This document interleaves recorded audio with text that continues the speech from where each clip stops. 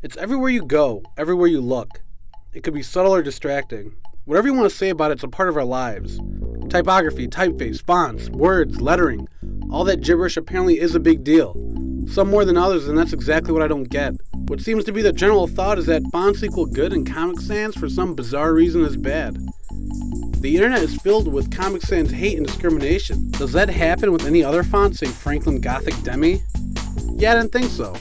So this got me thinking, what makes Comic Sans the type people love to hate? Aren't they just words? What is type anyway? Well, that's what we're about to find out. Meanwhile, well, typography is a tool for everything. Typography is the visual communication tool. So we read newspapers and read books and read text message and email. And when we're driving, we see the traffic signs, and we're shopping around in the grocery stores, we see packaging labels. So like it's everywhere. It's for education, it's for information. Sometimes it's used for advertisement or marketing, and it's simply as a basic communication tool. So we don't necessarily pay attention to it because we're always exposed to it constantly. So I think it's difficult to define this is exactly how it affects us, but it does affect us in so many different ways, and I think it really depends on what typography you're talking about. Typography is a language. It's a visual language that represents a thought or a meaning, because design is also a visual language in how we organize elements. It's a very, very important consideration for one to pick typography or a typeface that is representative of a meaning, a feeling, emotion, or whatever that person's trying to convey. I would define typography in a couple ways, but for me as a designer, it's not only a part of my everyday. I need to deal with typography in the posters I do, or those websites I create, or the brochures, and it's really an art form, but it's a communication device. It's letter forms. And typography is crucial to a project as color or form or meaning, because typography gives all of those things to the viewer. It really echoes and creates a feeling for what the job's about or what the logo's trying to represent. we're doing a documentary on typography. Okay. And we're just going to ask you a couple of questions, just like a couple of tests, really. I was just wondering, like, first of all, like, do you think you can identify, like, any of these different fonts? Like, do you know what any of these fonts are, if you looked at them? This looks like Times New Roman a little bit. Okay. And this looks like Arial.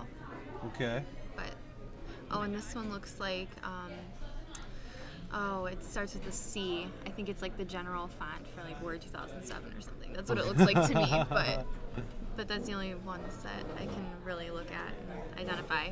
Okay, yeah, you're right. That is Times New Roman, that is Arial, and that's Comic Sans. Yeah, okay. Comic Sans. I can't. I think this one looks the closest to Times New Roman, which is the only one I think I could pick out of here besides Courier New, and I don't know which one it is. Maybe this one? Yeah, that's Courier. Okay. Yeah, and that's Times. I only know those two. Can Are you they tell what this is? Comic? Yeah, Comic Sans. What fonts do you know of? Or what come to mind? Times New Roman. One that starts with a C or something. I really don't. Yeah, I like playing with that. Comic Sans. So why Comic Sans? Because it looks so... It looks girly. No, it just looks natural, okay? Damn, why you embarrass me like that? Some people would say anytime Comic Sans is used, it's misused or it's overused, and I'm not there. I'm not in that camp. Like I said, I've used it before on work. I think again, it's one of those fonts that should be used in a particular scenario for a certain audience, or maybe you want something to have a certain feeling. Maybe you want to use bad typography. I don't know. I think that it's just one of those fonts that you have to be really careful with because it gives an immediate feeling, right? It gives you the feeling of playfulness. Of like a fun sort of playfulness to it. More childish almost. The gimmicky. The lightheartedness. Amateur. A horrible handwriting style. Kitschy, fun, laughable. I would call it a casual typeface. It's kind of sloppy again, I think. It doesn't look great. It kind of looks cartoony. Comic bookness, that's a new word. Yeah, casual. A casual, fun. It's like a little kid wrote it or something. It's like if you spoke with a really goofy accent all the time. Be very lighthearted, maybe a little silly, maybe look unprofessional. Kitschy or fun, invitation, promotional, kid, tween. There is nothing pretentious at all about Comic Sans. Hipster. It's, you know, a goofy font. Casual, fun.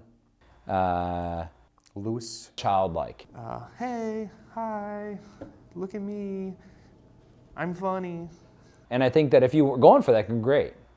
But too often I'll see an ad in the paper or I'll see a flyer or something where people are using Comic Sans and you just, I don't know, maybe it's because I have such a strong feeling about it from a design standpoint, but I tend to not take that message as serious, or I think it's obviously something that's playful. Vincent Conair was looking at the original design of Microsoft Word program and Microsoft Bob, the character that went along with helping people maneuver the interface. Had little speech bubbles and they were set in Times New Roman, and he didn't think that the use of Times New Roman fit the tone of the language that Microsoft Bob might use. So he was looking at some of his comic books that he had on his desk, one being The Dark Knight, if I remember correctly. And so he based Comic Sans on the speech bubbles that you see in the comic book culture. So that origin is definitely visible in the finished product that Mr. Conair put forward. And I think for its function and what he wanted to do, it was perfectly acceptable and worked. Well, I'm not really a big fan of Comic Sans. But honestly, I don't know if it's because I really don't like it or it's because as a designer, I'm supposed to dislike it. To me, it seems like we use Comic Sans as sort of like a status for designers. Like if you are a real designer, you use Adobe InDesign, not a Microsoft publisher. If you're a real designer, you have a microcomputer, not Windows PC. So we kind of use Comic Sans in a similar way. If you're a real designer, you're supposed to hate Comic Sans and love Helvetica. It's pretty misused. It's just not, it's not like a legible typeface. I guess it is. There's just better things to use, like Rocco rounded, Gotham rounded. I think those achieve the effect that people are trying to get with Comic Sans in a better way. Whenever I think about Comic Sans, there's an office manager who's trying to design a holiday party flyer in Microsoft Word using Comic Sans with a whole bunch of horrible clip art. That's what I think of Comic Sans. So, you know, that's why I associate Comic Sans with unprofessional, amateur-looking bad designs. So I would say it's being used, overly used, for wrong purposes, at wrong places, and by wrong people. Just like anything, the right typeface for the right project is important. And I can't say I use Comic Sans on a serious project or one that I wanted to communicate, you know, an adult message sounds weird, but create a very long-lasting message. I've used Comic Sans for work that is supposed to speak to children or actually was comic book or graphic novel driven. And that's really the reason I see using it primarily. My experience with Comic Sans is probably none. I don't think I've ever seriously went to the font palette and said, hey, I'm going to use Comic Sans. So I would say my experience is none, other than being encountered with messages that I think all of us have growing up. You know, your fourth grade teacher probably sent a note home to your mom, or sent a memo around the classroom that said, hey, we're going to go to the Lincoln Memorial on Saturday, and it was set in Comic Sans, and you thought nothing of it because you're a kid, and the classroom is where things like that happened and where you were normally exposed to new pieces of type. So my experience of using it is close to none, but I think we've all encountered it in everyday uses that were either expected or unexpected. Oh, one time I had this rather big project that I'm working on, and I was supposed to come up with the logo design. And for some reason, Comic Sans was the best thing to use. So I came up with like 3 or 4 different logos, and I used Comic Sans for all of that. And that was the best thing. And then I woke up, and I was laying on the bed. That was a dream, and I thought it was the weirdest dream I've ever had, and it was also funny, but that's the only time I used it, and but in real life, no, I haven't. It's funny, in the design world, people really love certain typefaces. And when I say love, I'm talking about like a sick love. Like sometimes and even me, when I use a font and, you know, I think it's so beautiful, I literally want to lick my computer screen. But then there's also those fonts that you hate, that you literally would judge a designer or a piece of work because they use such a horrible font. Well, I think designers scrutinize fonts very critically. We pick fonts to represent tone, message, meaning, and overall feeling for a concept or the communication that we're trying to put forward. And I think the everyday public doesn't give as much thought to the use of type. A font can really make or break, you know, a particular project or work that someone's creating. And I think that, you know, picking the right typeface is an art form. I think it's a learned skill. I think it's something that you only develop over time, and it's incredibly crucial to design projects. I have a couple that I like. I'm really a fan of Universe, which is probably Helvetica's counterpart. So I guess that's kind of a cop-out and say, well, I don't use Helvetica, but I use Universe. So, when using a typeface that needs to be modern and efficient and effective, I tend to lean towards Universe. I wouldn't say that I have a least favorite typeface. I use what's sufficient for the concept of the job or the message that I want to put out there. And I know there's ones that I stay away from, and Comic Sans might be one. I really don't like the idea of having my most favorite font kind of thing. You know, I want to be, I think because it limits my creativity. So I would like to be open-minded. But when it comes to my least favorite font, I do not like curly, poorly looking fonts like curls or whatever.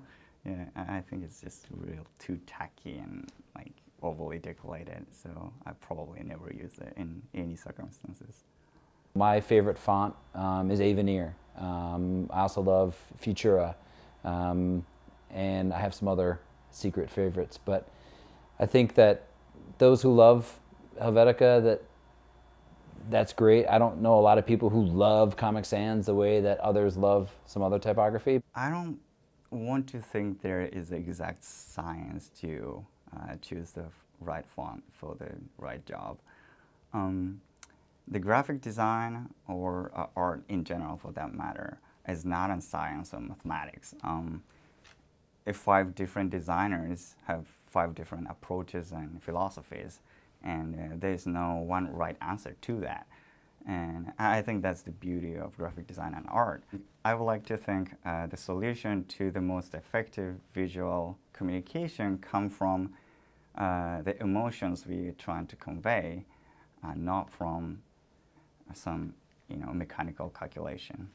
I think learning how to pick the right typeface for a project is a combination of a couple of things. It's one, definitely experience. And it also comes down to having a certain sense of taste and aesthetic, and an understanding that a typeface really can make or break a particular logo or design project.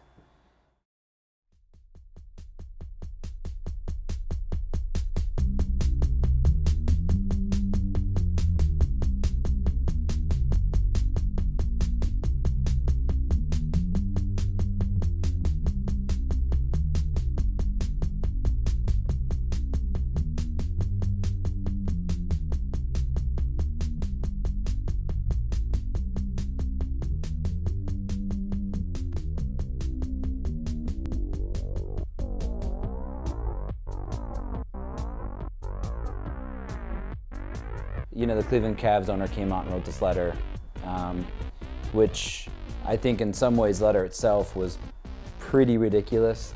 I felt that maybe the management should handle it differently, but I think what was really interesting is he decided to set it in Comic Sans, which it's amazing if you read the letter and maybe it's set in a different font, you might take it somewhat more seriously or think it's a professional letter. You might say he's still being a little bit of a baby because LeBron left or whatever, but the fact that it was set in Comic Sans, I think, makes it exponentially more ridiculous. We communicate through typefaces we create. So using rather informal and amusing typeface like Comic Sans is not the proper way to express a sincere behavior when apologizing. So it really sets the wrong mood. So I don't think it was right. Like if he gave a speech with a clown nose on, that's what he did. It's like, oh, okay, you're reading this with a clown nose on. Like, I can't take you seriously. I'm sorry. This is silly. But yeah, and like, you know, he took effort to write it in Comic Sans too, because that's not the standard. I think Comic Sans is regarded as the worst typeface, not another bad typeface, is because it's been under the spotlight for a long time, not for a good reason, but for a bad reason. And I don't know, the Comic Sans really is the worst font out there, but because of that, maybe we just got all allergic to it eventually. No, I don't think Comic Sans is the worst. Any designer that's perused any of free font websites will tell you that there's many, many more terrible fonts out there that never ever see the light of day. So I don't think it's the worst. I think it's the one that's been easily overused. A good designer can see worth in anything. They can see a value in any typeface. And it just depends on what the application of that typeface is. When I look at it, I have no feelings for it one way or another. And if I had a use for it, of course I would use it. And it's just like color. It's just like asking somebody, name a bad color. And I also teach color theory. There's no such thing as a bad color or a bad sound. Somebody would say, what's a bad sound? And they'd say, you know, a burp when somebody's eating. But it's a natural sound. Comic Sans is not going to be your favorite font, I would think. It's not something you're going to use on the majority of your business cards unless you're doing them for clowns or, you know, people who work on the circus. I don't know, that sounds so terrible. But, you know, Comic Sans is just not one of those fonts that's refined or even serious in the sense that you use it for corporate identity. And if someone really, really loves Comic Sans, hopefully it's one of 10 other fonts they like. It's just another, just another style. It's another style amid thousands of different types of styles, and it connotes a different type of a meaning or a feeling. I think in today's sort of oversaturated, you know, media-driven world, typography is becoming more and more important. I mean, we just worked on some of our first mobile applications, and picking the right font for that is incredibly crucial, right? One that reads small and can read on all the different phones and all that sort of thing. So really understanding the way the user is going to experience the type and the font is incredibly crucial. So I think whether people know it or not, typography is a part of their life, and they have an opinion on it. People will look at a website and say, man, that's hard to read. Or they'll look at an app and they'll be like, man, I can't read this type. It's important. It's very important. You know, Comic Sans is one of those fonts that it's fairly bold, you know, and I think as a headline or even one small piece of text could work, but when you put it all together in an entire page, you know, it's literally one of those things that I look at and I kind of want to punch myself in the face over and over again. Part of the reason why we're doing this documentary is that there's a lot of grief about Comic Sans, and there's a coalition trying to get rid of it. Some website trying to ban Comic Sans. What? I mean, what do you think? Is it worth banning, or you both like it? It's good for things like posters and stuff like that, but for like serious things like a stop sign, yeah, it would. You just gotta know when to use it, right? Yeah, that's exactly right. You just gotta know when to use it. So what makes it? A lot of people say it's pretty overused, and I mean, how would you kind of keep that from happening? I mean, what would you tell other people to keep from just using it, I mean, these ridiculous ways with stop signs and things like that? I mean, is there anything you can really do, or? It's just like you said, know when to use it. I mean, they'll use it because they don't scroll down on the Microsoft Word thingies, because they don't see the other fonts that are there. They just end at C? Yeah. Yes. That is Nobody true. really wants to go all the way down. It's like a long list. Yeah, just at the end is Windings anyway, right? Yeah, the little box thing. Exactly. I never got those. I hate those. Yeah. I have an arsenal of funny, stupid websites. Don't really like mean anything, but they're funny, and a lot of people just have a lot of time on their hands to make a website about hating Comic Sans, because that's the community that's actually online all day, so they're just hating. I mean, seriously, it's just a font. Maybe it should be more of a education about Comic Sans or typefaces in general, instead of just hating poor Comic Sans. It's just goofy though. I just think it's kind of get a life, people. It's not that big of a deal. If you don't like Comic Sans, don't use it, you know, or take it off your computer. I don't think we're in a place as designers or communicators to stop communication from happening.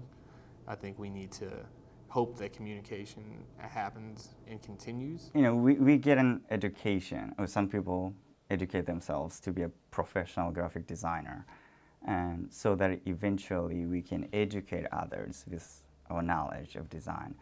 So I think it's more important for designers to be able to explain and teach others why Comic Sans doesn't work for a particular job or any job, instead of just trying to get rid of you know, the font itself so that we don't have to use it. I think we need more fonts. We don't need to eliminate fonts. I like that. You're pro font. I am pro font. As many fonts as we can get. Yeah, just like, you know, races and... Yeah, exactly, exactly. More diversity. More diversity, that's right. It can only lead to a better thing. All right, John. So there you have it. A lot of questions unanswered. Well, where do we go from here? Can we all agree that hate is bad, Comic Sans is just okay, and love conquers all? Is Dave Combs of BannComicSans.com the direct descendant of another hate monger? That might be going a little too far, but I'm Hany Abdel, and for my partner Arturo Jimenez, away we go!